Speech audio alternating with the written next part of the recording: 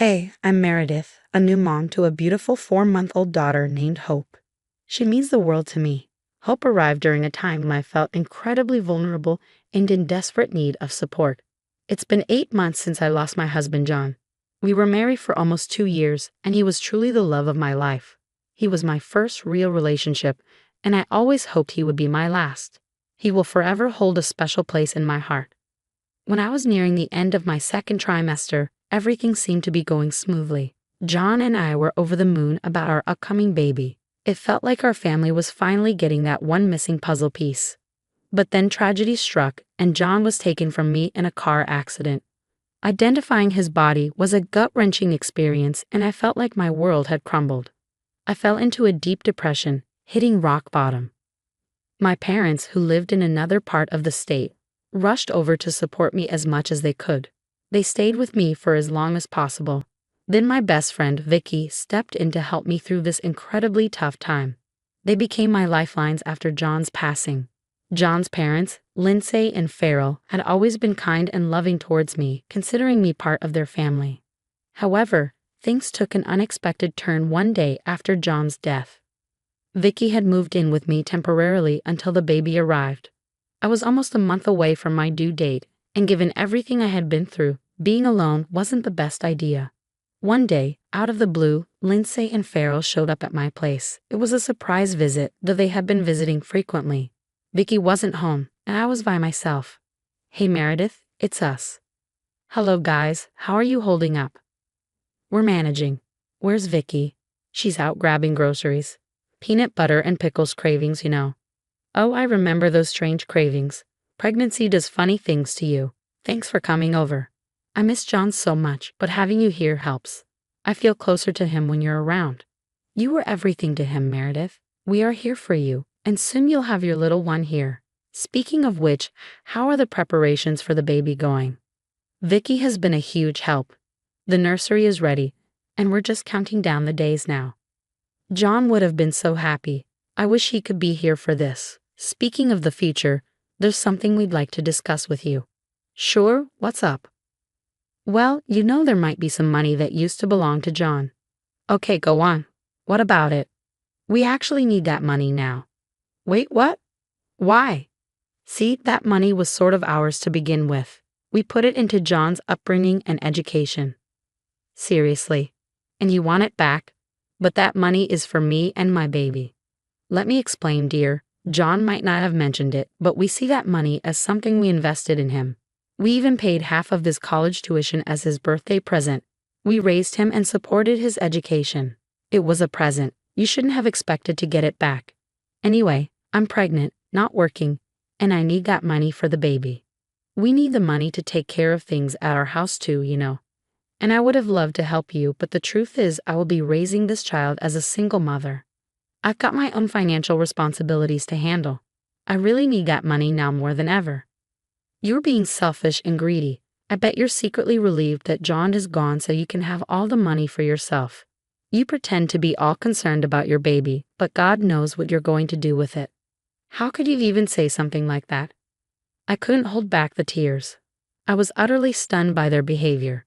2 years of marriage, and this is how they treated me just because I refused to give them the money that legally belonged to me after John's death, especially when I was pregnant. It was unbelievable, and their words hurt deeply. I would never wish anything bad upon John. I decided that I didn't want Farrell and Lindsay anywhere near me. When Vicky returned, I told her about everything that had happened.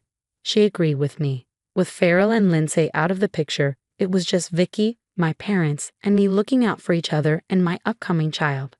It was a really rough time during the final stretch of my pregnancy.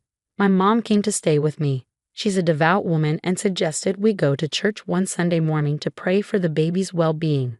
I agreed, so off we went. As we stepped into the sacred space, guess who we bumped into? Farrell. Of all people, he was volunteering at the church. My mom sensed things could get awkward, so she recommended we keep our church visits short and sweet. We prayed for the baby and left. When the service ended, and before we could make a quiet exit, Farrell approached us. "Hey, Meredith, can we chat for a sec?" he asked. "Sorry, Farrell, but my daughter doesn't want to talk to you," my mom interjected. "It's all right, Mom. What's up, Farrell? Look, I'm sorry about the other day. Actually, both of us are. Lindsay called you and all. Yeah, she did. I received all her voicemails. While she's regretful for what she said, it wasn't cool, and she didn't mean any of it. She's having a tough time dealing with losing John, and she kind of lost it. So could you maybe think about giving us another chance? What she. Was way out of line. Yeah, we get that. We said some messed up stuff too. But can we try to make things right? Maybe give Lindsay a call. All right, I'll consider it. I went back home and mulled over what Farrell had said. It occurred to me that they had lost their son. It wasn't just me who had lost their husband, so I decided to give Lindsay a call. Hey, Lindsay. Hello, Meredith. How are you holding up? Well, with the baby due in a month, it's getting more nerve-wracking by the day. I remember those days well.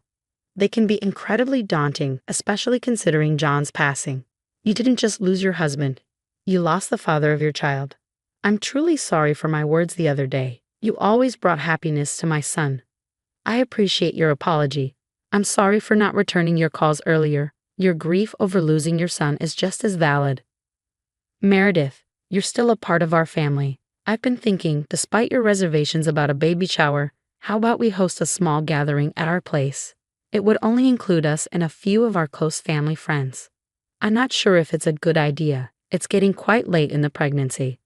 Don't worry, Meredith. We'll take care of everything. Consider it a gift from us to you. Well, okay, I'm in. I'll send you the details via text.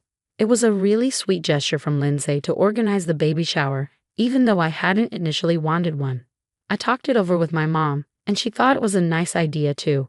The next day, Lindsay texted me asking for a guest list, and the number of people attending was set. The baby shower was scheduled for 2 days later. She told me to dress nicely, relax, and just enjoy the party at her place. Honestly, I was looking forward to it. We hadn't done anything fun since John passed away. I sent her the guest list and went shopping for a maternity dress with my mom. When the day of the baby shower arrived, I went to Lindsay and Farrell's place. It was beautifully decorated with balloons and flowers. My friends had also gathered there. Little did I know that Lindsay would turn the baby shower into a cry-fest for me. The issue arose because I invited one of my male friends from school, Chris, to the event. He had also been at John's funeral and was friends with him. He came up to me. Hey, Meredith, how are you holding up? Chris, it's been a roller coaster, but I'm hanging in there. Thanks for being here. Of course, I wouldn't miss this for the world. You're looking great, by the way. Thanks, Chris. It's been a tough few months, but I'm excited to meet my baby soon. John would have been thrilled. I know he would have made an amazing dad. Yeah, he would have. It's hard knowing our child won't get to know him. He'll live on in your hearts, Meredith, and in this little one. You're right. I promise I'll be there for you and your baby. Thank you, Chris. That means a lot to me. Chris was just being friendly. He was married, and there was absolutely no sort of flirting going on. But for some reason, Lindsay heard us talking and got fixated on this. She pulled me aside into her room, saying she wanted to talk. I can't believe you're throwing yourself at Chris like that when he's clearly into you. What do you even mean? Do you think I haven't noticed? It's been 8 months since we lost John. How can you even think of this? Chris is just a friend. He was even friends with John, and now he's chatting you up. What a great friend, huh? He has a wife, and you have the baby of your dead husband in your belly. That isn't stopping you. What? First you take our money, and now you're disrespecting our dead son. I feel so sorry for him. You don't know what it's like losing a child, but I hope you do. Do you even hear yourself? You better keep your little one away from me. I quickly wiped my tears away and decided to bail from the baby shower without making a scene. Leaving Lindsay's place, I felt a mix of sadness and betrayal.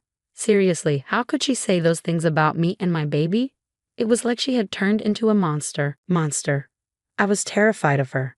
My mom, who could tell something was up from my face, came over worried. A few days later, she wanted to know what happened at the baby shower and why I had left so early. I didn't want to spill the ugly details, so I just said, it's the pregnancy hormones, Mom. I'm all right. But deep inside, I was far from all right. The argument had really shaken me, and I decided to keep all the hurt and nonsense to myself. A week later, Lindsay's name popped up on my phone. I couldn't help but feel anxious after what went down at the baby shower. I had no idea what Lindsay could want now. It was a text. I'm really sorry for what happened at the baby shower, Meredith. My emotions got the best of me and I said things I shouldn't have. I overreacted and deeply regret my words. Of course, I'd love to be a part of my grandchild's life. So here's my offer. When you're ready to welcome the baby, please drop me a message. I'd be crushed if I didn't get to meet the little one. I chose not to dwell on Lindsay's message. Forgiving her for her earlier accusations was enough for me, but her hurtful comments about the baby remained a nagging thought in my mind. I decided to set it aside as I had more pressing matters to attend to in the coming days. Then the long-awaited day arrived. My water broke and labor pains set in. My mom called Vicky to drive us to the hospital. I was admitted, and the whole delivery process began. Finally, I gave birth to a beautiful baby girl and named her Hope. I couldn't help but notice how she had inherited her father's nose and lips. John's memory lived on through her. After spending a night at the hospital, the following day arrived and my emotions swelled. I wished John could be there with me, and it hit me hard. In a moment of overwhelming emotions, I decided to call Lindsay and Farrell. I just needed some connection to John, even if it was through his parents. Lindsay was super thankful on the phone, saying thank you a gazillion times and assuring me that she and Farrell would be at the hospital within an hour. After that call, I sent my mom and Vicky home to freshen up, deciding to catch a quick nap until Lindsay and Farrell arrived. When I woke up, I was met by a surprising sight. Farrell was standing right in front of me, but Lindsay was nowhere to be seen. As I glanced around, I realized that Hope, my precious baby, was also missing from the room. I panicked. "Where is Hope? Where's my baby?" I cried. "Calm down, Meredith," Farrell said. "Where did Lindsay take her? Please tell me she's with Lindsay."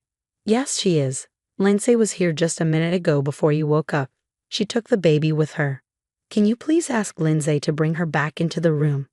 "Not yet." "What do you mean? Let's get started. I want to assure you that your daughter is fine for now." "What kind of sick prank is this? I trusted her and let her into the delivery room, and she does this." "Shush, shush. It's not a prank. Now listen to me and don't say a word until I'm done. Lindsay took the baby with her. I can't tell you where, but don't worry. You need to do something for me. Transfer all the money to my account now." "What's all this craziness for?" "Money? I want my baby back. I will call someone. Try to shout, and I will text Lindsay. I can't assure your daughter's safety if you do." "All right, get me my phone. I will transfer everything I have to you." I took my phone, and my hands were shaking as I transferred the money to Farrell's account. Farrell checked his phone. "That's like a good daughter-in-law. Could you please call Lindsay and tell her to bring Hope back?" "Okay," I said, my voice trembling. Farrell left the room, leaving me with a lot of questions. Where was he off to? What did he plan to do with my little girl? Given my weakened state from the blood loss, I was terrified and desperate for answers. I couldn't move on my own. Frantic, I called Vicky and recounted the horrifying situation. She assured me that she would be there as soon as possible. Anxiety gripped me tightly as I sat in a room, helpless, waiting for Vicky to arrive. About 20 minutes later, a nurse entered the room, cradling Hope in her arms. Relief washed over me as I was finally reunited with my baby girl. "Wait, where was she? Is she okay?" I asked, my voice shaking. "Don't you know? She was with your mother-in-law. She just brought your daughter to me and told me to give her to you." "Do you know where she took her? Is she all right?" "I thought she was in the nursery, but I'm not entirely sure. Don't worry, your daughter is perfectly fine." "Oh, can I have her now?" "Of course." I held my precious baby girl close, feeling a wave of relief wash over me. Vicky arrived not long after, and I shared the entire incident with her, not holding back. I even confided in her about the uncomfortable situation at the baby shower. Vicky was furious. A few days later, I was finally given the green light to go home. With everything out in the open and my mother having returned home, I made a significant decision. I couldn't let my in-laws get away with what they had done. They had taken my daughter from the hospital, even if it was just for about 45 minutes. After everything that went down, I knew I had to take some serious action. I hired a lawyer, not just any lawyer, but Chris. Our first move was to gather any evidence we could find. Hospitals usually have security cameras everywhere, and we thought they might have captured what really happened with Hope and Lindsay. Chris worked his magic, and soon we were watching the security footage from his office. We could see Lindsay holding Hope and leaving the hospital. The timestamp on the video was crystal clear. My baby was taken away, even if just for a short time. It was a cold, hard fact staring us in the face. The video also showed Lindsay returning to the hospital later with Hope. This footage was gold for our case. Then there was the timing of the money transfer. It was the puzzle piece that clicked perfectly into place. The money moved when Hope was taken. Chris built a solid case, making it clear they messed up big time, and no one could ignore the evidence against them. Before I decided to bring in law enforcement to make this a full-blown legal case, I felt the need to have a conversation with Lindsay and Farrell. Vicky agreed to look after Hope while I went over to their place to confront them. "You seem to be enjoying that money at transfer, don't you?" I began. "That money is ours now. Get over it," Farrell sneered. "You not only manipulated and blackmailed me into giving you what was rightfully mine, but you also kidnapped my daughter. Do you know that is a crime?" "Kidnapping is a strong word, Meredith. I just took her out for some fresh air, you know." "Lindsay, it's hard to understand your intentions. First, it's all about John's money. Then, at the baby shower, you accuse me of disrespecting him. Can you pick a side? Aren't you tired of playing the victim, the mother who lost her son, when all you seem to care about is the money? If John were here today, he would be ashamed and disgusted by you and what you did to me and his daughter. He would never have forgiven you. John's gone, Meredith. He's history. We couldn't care less. Time for you to get your pathetic life together as well." "What a remarkable father you are, Farrell. If this is about money, you better leave. I only dropped by to give you a heads up. You'll be hearing from the cops soon enough, so better call your lawyer, Lindsay." As time ticked on, things started to look up. Lindsay and Farrell got what they deserved. The evidence was stacked against them. The security footage from the hospital and the timing of the money transfer all pointed to their guilt. Justice was served with a side of karma. They ended up in prison for a year and had to pay back every single cent they took from me. It wasn't just a win for me, but for Hope and John's memory too. With the money safely back in my account, I decided it was time for a fresh start. I sold our house, full of memories both good and bad. It was tough saying goodbye to that chapter of my life, but it needed to be done. I didn't want to live in the shadows of the past anymore. I moved to a snug neighborhood close to my parents' place. Having real family nearby was a game changer. I decided to put my experiences to good use. I joined support groups for single moms who had been through similar things. Being there for them helped me heal too. Every day is a new chapter in this single mom's journey.